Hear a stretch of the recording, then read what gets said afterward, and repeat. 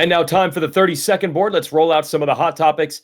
We, again, visit this championship with Haiden Deegan. And what blows my mind the most is actually Deegan.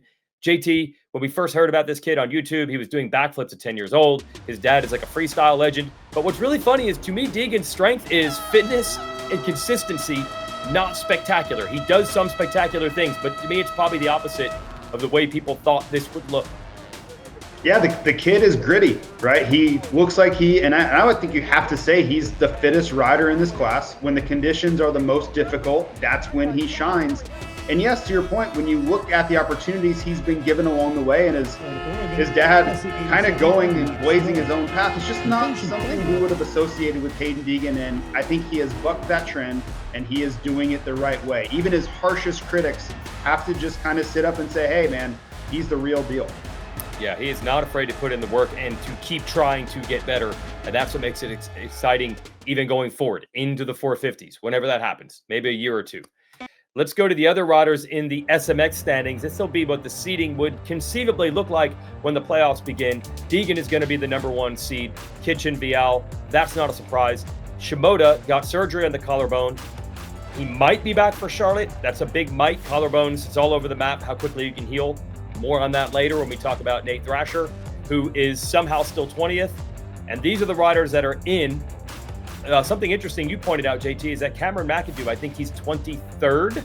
So he would be in the LCQ, but we're pretty sure he's going to come back. That's a tough road, but at least he's going to try it.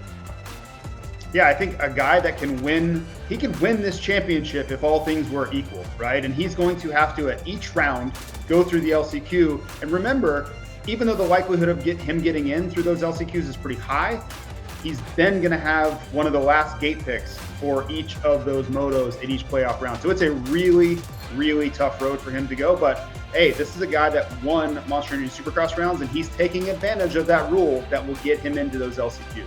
Now let's transition to the 450 class. Chase Sexton, a huge points lead going into Ironman, and he's won 5 in a row. And that's just the data. And in the interest of media fairness, that's what we play up. 5 overall wins in a row and a 28-point lead is legit.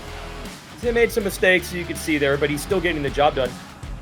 What's difficult for us, JT, is that we know there's a lot of riders on the sidelines, starting with Jett Lawrence, but we can only extrapolate what we're seeing at the races.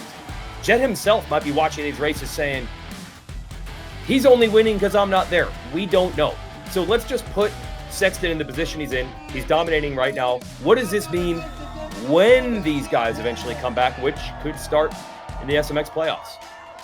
Well, that's literally the million-dollar question, and one we will get answers to. But let's look at what Chase Sexton was accomplishing. You know, Jett wasn't 100%. He had that huge crash at Hangtown, but ever since then, Chase had been knocking on the door and even kind of knocking the door down a couple of times. You look at his ability to pass him at High Point, didn't finish the job.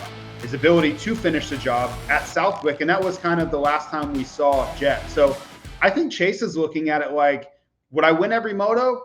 Maybe not. But in those second motos, I've already proved that I'm the fittest guy, and good luck to anybody else dealing with me. Think about that Unadilla ride. Think about the charge he put on at Budds Creek. I think Chase Sexton's kind of found his rhythm again, and especially when you look at these Moto 2 performances, you look at what he's able to do when he leans into his strengths, that fitness aspect of racing that he has really he's found the key, right? And I think that was the whole thing. He needed to find an angle, whether it was Jett Lawrence, whoever. Hunter Lawrence has obviously stepped up this year. What can I do better than everybody else? He's proved that he is the fittest guy. When it's the hottest day on the roughest track and everybody's feeling the burn, guess what? Chase Sexton has more to give in those moments. And even the motos where we didn't think a comeback was possible, a la Budds Creek, he cuts leads down to nothing in no time flat. So we're going to see what that looks like in the playoffs, where everybody else is coming in with their own asterisk. He's coming in at full strength and with a boatload of confidence. And I think the setup for him, based off of those second motos and what he's been able to do to these guys, it sets up really nicely for him. Yeah, he's definitely rolling right now. We could only be talking about how big this would be to win the 450 Pro Motocross title. But for the overall look of how the 450 class looks, SMX, Supercross, Motocross, all of it, that's really where he's making even the biggest gains. I'd say that even more than just this individual title that he might end up winning this weekend. But You caught this on social media Saturday morning. You said, I want to put this in the broadcast. Looks like Jett Lawrence is back on a bike.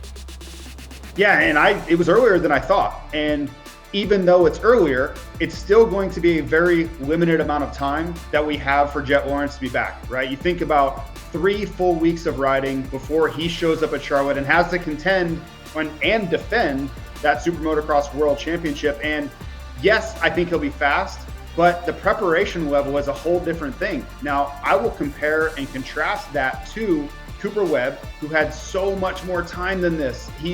We thought he would come in and kind of be in the mix. He showed us at Unadilla that he needed more preparation time. Unfortunately, he re-injured that thumb. We'll see what that looks like. But I'm a little nervous for what Jett will look like in Charlotte. We know he's another worldly talent, but preparation is a very underrated thing, and he's not going to have much of it. Yeah, I counted it. It'd basically be the 9th week since the thumb surgery that we'd be heading into Charlotte. And that's like a 6 to 8 week injury as it is, let alone to get enough time and training on the motorcycle. So that is going to be tough. That's your whole point with Sexton. He's kind of got these guys on the back foot. Let's go back to the 250 class. Deegan winning the title and dominating the first moto, that takes all the headlines. But let's not take away from the 2 overall wins in a row and 3 out of the last 4 for Levi Kitchen. Yeah, he's really found some momentum, and it's almost like Washougal never happened. But the rest of these have been fantastic. He looks like the guy that we watched in Monster Energy Supercross contending for a title.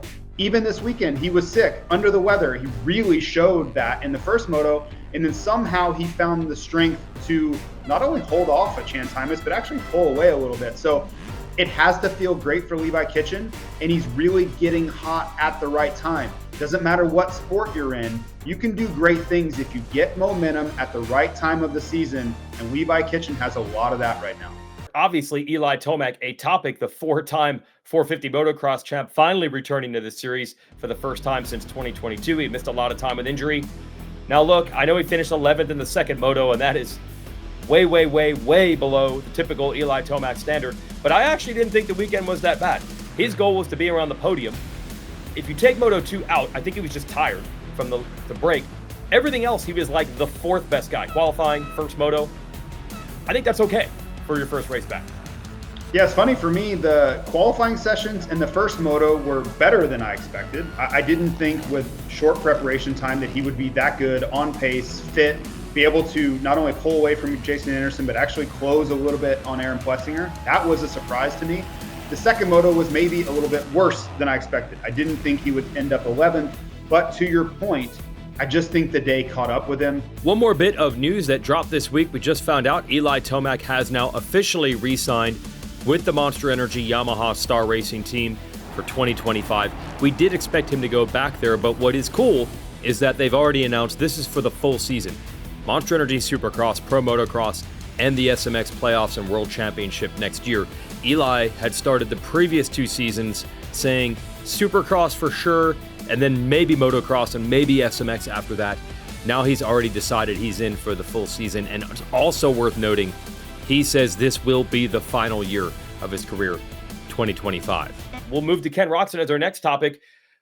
Remember Ken Roczen when he showed up at High Point last year, almost won, and I think we're like, oh, we're going to get that again at Unadilla. But again, he's coming back from an injury early. Now he's had 2 more weeks. He's going to race again at Ironman, but with a significant twist in the 250 class. At Unadilla, we asked him why he's doing this.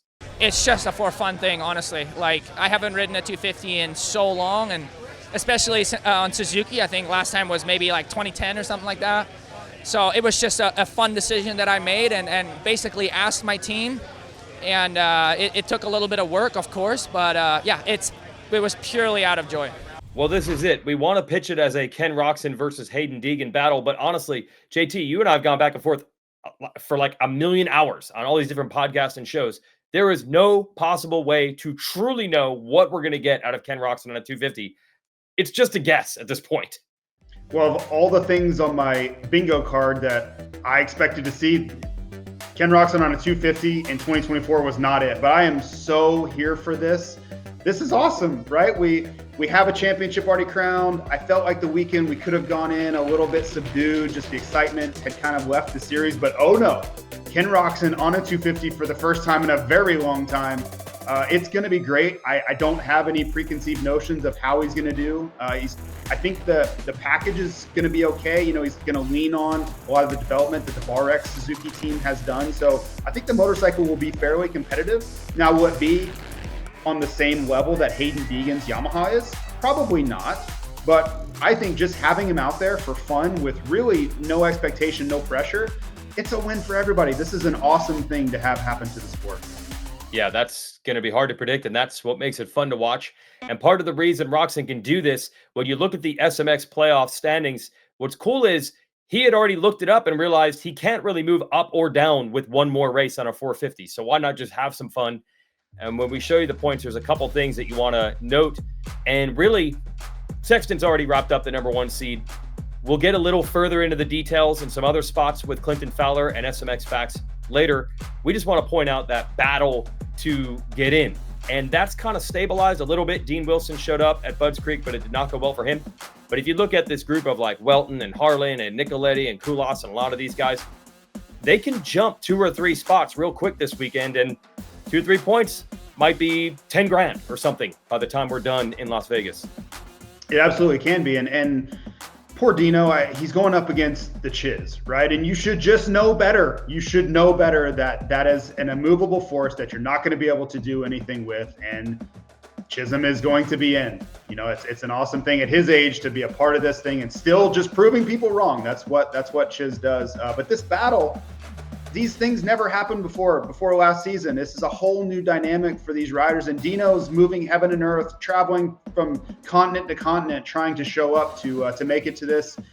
I have been told he will be in all of those LCQs, even though he's not going to get that secured spot. He's coming anyway, which is a great thing for the sport. So yes, to your point about the points and what they matter, we talked to Phil Nicoletti, and he absolutely considers that as costing him money last year. Not doing better in pro motocross cost him money because he was very close to jumping up positions in the final standings after the LA Coliseum. So if you wonder, do they care? Are they just trying to get in? Oh no, those extra points can cost them tens of thousands of dollars, just like you mentioned.